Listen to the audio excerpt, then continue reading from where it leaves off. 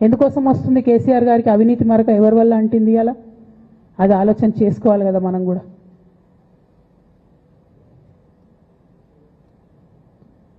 కొంతమంది కేసీఆర్ గారి పక్కన ఉన్నటువంటి వాళ్ళు కేసీఆర్ గారి పేరు చెప్పుకొని అనేక రకాలుగా లబ్ధి పొంది వారు చేసినటువంటి అనేక చెత్త పనుల వల్ల ఇవాళ కేసీఆర్ గారి పేరు బద్నామయ్యే పరిస్థితి వచ్చింది.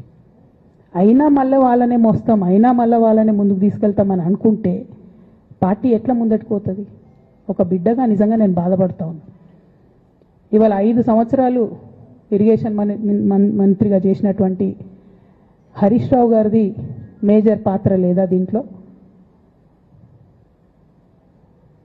అందుకే కదా కేసీఆర్ గారు వారిని సెకండ్ టర్మ్లో తప్పించిండ్రు.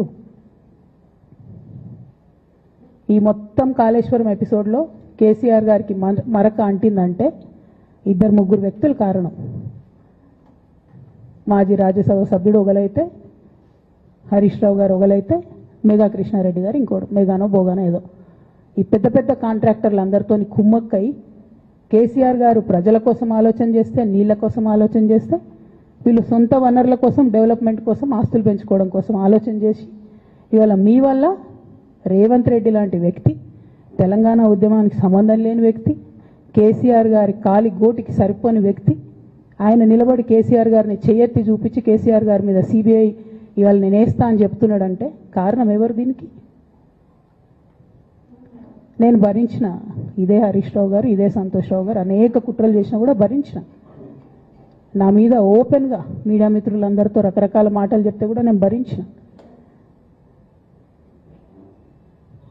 నా పర్సనల్ అటాక్కి నేను ఎప్పుడు కూడా వాళ్ళను ఇంతవరకు పేరు పెట్టి పిలవలేదు, మాట్లాడలేదు. ఫస్ట్ టైం చెప్తున్నా నేను. ఎందుకోసం చెప్తున్నా?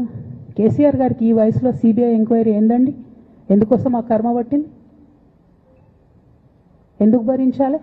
ఇటువంటి వాళ్ళని చూస్తూ ఎందుకోసం ప్రొటెక్ట్ చేసుకోవాలి?